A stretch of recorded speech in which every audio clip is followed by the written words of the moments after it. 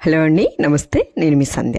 ఈరోజు సంధ్యాస్ వంటల పుస్తకంలో నాన్ వెజ్కి పోటీ పడేలాగా మనం ఈరోజు గుత్తి వంకాయ బిర్యానీ అనేది ఎలా ప్రిపేర్ చేసుకోవాలి ఏంటనేది చూద్దాం. నేను చెప్పినట్టుగా ఈసారి ఈ గుత్తి వంకాయ బిర్యానీ మీరు ట్రై చేయండి. టేస్ట్ అయితే చాలా బాగుంటుంది. ఫస్ట్ టైం కనుక మన వీడియోస్ని చూస్తున్నట్లయితే మన ఛానల్ని తప్పకుండా సబ్స్క్రైబ్ చేసుకోండి. ఇక్కడ నేను చూపిస్తున్న గ్లాస్ తోటి 2 గ్లాసుల వరకు నేను బాస్మతి రైస్ అనేవి తీసుకుంటున్నాను. సుమారుగా 1/2 kg వరకు ఉంటాయి. ఈ రైస్ని శుభ్రంగా కడుక్కొని వాటర్ పోసుకొని ఒక అరగంట సేపు పక్కన పెట్టి నానివ్వండి. స్టవ్ మీద కళాయి పెట్టుకొని ఇక్కడ 3 స్పూన్ల వరకు శనగగుళ్ళను, అలాగే 10 నుంచి 15 వరకు జీడిపప్పులను యాడ్ చేసేసుకొని ఒక అనాస పువ్వు, అలాగే యాలకులు, లవంగాలు ఇలా బిర్యానీ దినుసులను వేసేసుకొని వీటన్నిటిని కూడా లైట్గా మనము ఫ్రై చేసేసుకోవాలి.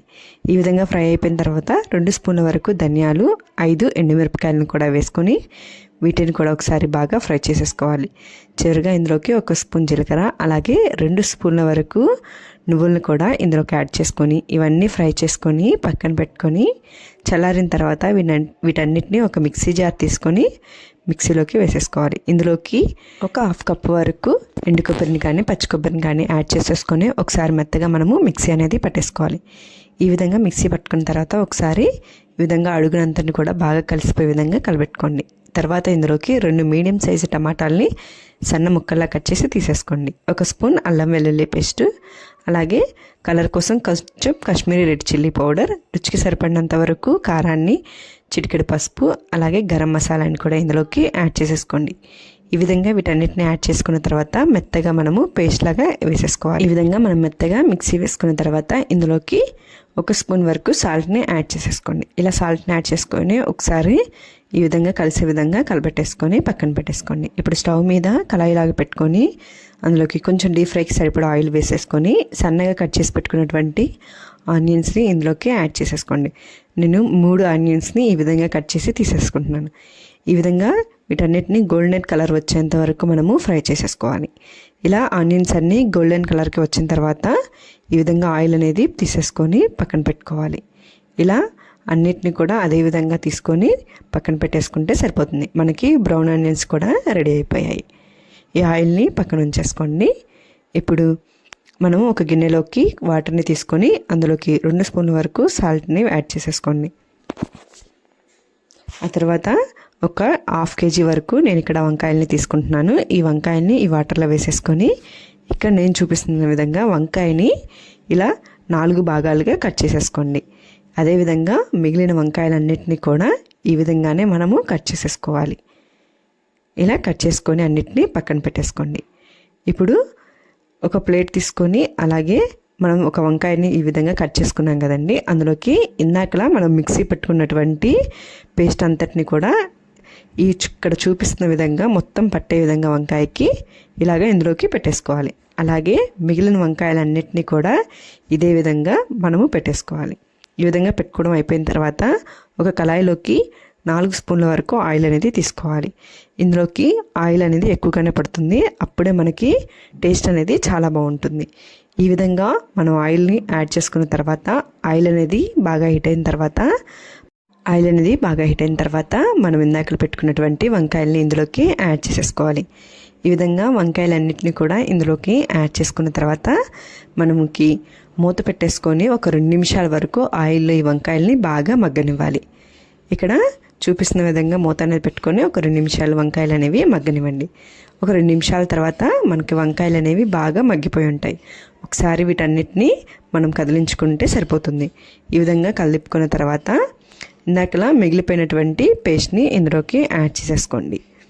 ఇందులోకి పేస్ట్ అంతటిని యాడ్ చేసుకున్న తర్వాత మిక్సీలో కనుక ఏమన్నా మిగిలిపోయి ఉంటే కొంచెం వాటర్ అనేది పోసేసుకొని ఆ వాటర్ని కూడా ఇందులోకి యాడ్ చేసేసుకోండి. ఈ విధంగా వాటర్ అనేవి కూడా మనం యాడ్ చేసుకున్న తర్వాత ఒకసారి అంతా బాగా కలిసిపోయే విధంగా కలబెట్టుకొని ఇప్పుడు ఒకసారి సాల్ట్ని కానీ కారాన్ని కానీ చెక్ చేసుకోండి.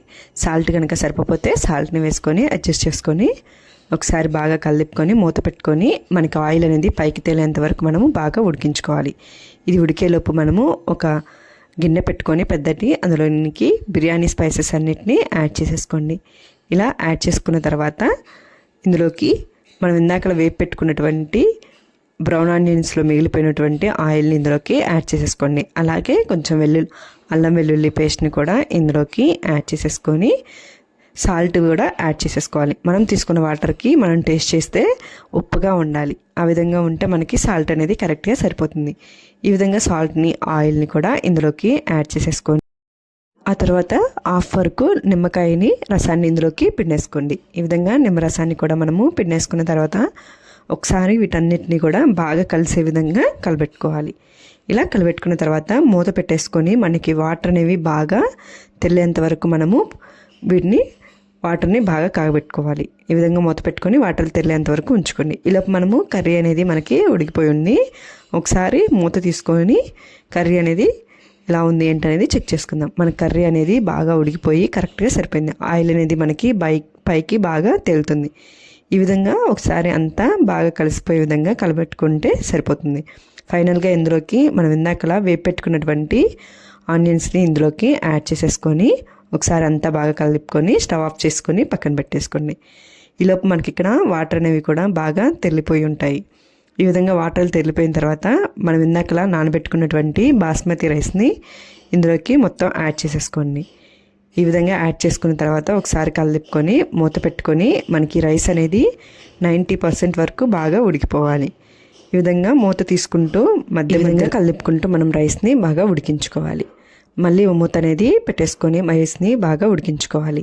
రైస్ అనేది మనకి పూర్తిగా ఉడికిపోయిన తర్వాత ఈ విధంగా ఒకసారి మూత తీసుకొని రైస్ని చెక్ చేసుకుంటే మనకి రైస్ అనేది ఉడికిపోయి ఉంటే కనుక మనం ఇక్కడ ఈ రైస్ అన్నిటిని ఒక వడగిన్నెలోకి కానీ తీసేసుకొని వాటర్ అనేవి వడకట్టేసుకోవాలి.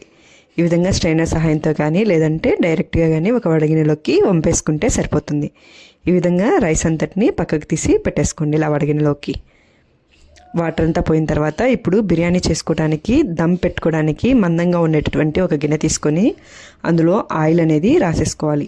ఆయిల్ కానీ నెయ్యిని కానీ అప్లై చేసుకున్న తర్వాత ఇందులోకి మనం ఉడికించి పెట్టుకున్నటువంటి గుత్తి వంకాయని అలాగే గ్రేవీని హాఫ్ వరకు ఫస్ట్ ఇందులోకి మనం వేసేసుకోవాలి.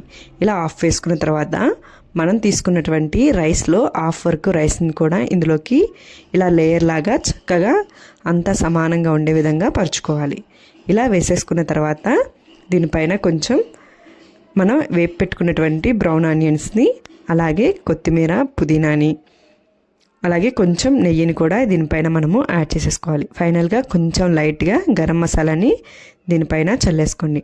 ఈ విధంగా చేసుకుంటే టేస్ట్ అనేది చాలా బాగుంటుంది. ఇలా వీటన్నిటిని కూడా మనము వేసేసుకున్న తర్వాత మళ్ళీ ఇంకొకసారి మనం కర్రీని కూడా దీనిపైన మళ్ళీ సెకండ్ లేయర్ కింద వేసేసుకోవాలి. మొత్తం కర్రీని కూడా ఇదే విధంగా వేసేసుకుంటే సరిపోతుంది. ఈ విధంగా మనం కర్రీ అంతటిని కూడా వేసేసుకున్న తర్వాత మళ్ళీ మిగిలిపోయినటువంటి మొత్తం రైస్ని కూడా సెకండ్ లేయర్ కింద వేసేసుకోవాలి. ఈ విధంగా రైస్ని కూడా సెకండ్ లేయర్ కింద మొత్తం వేసేసుకోవాలి.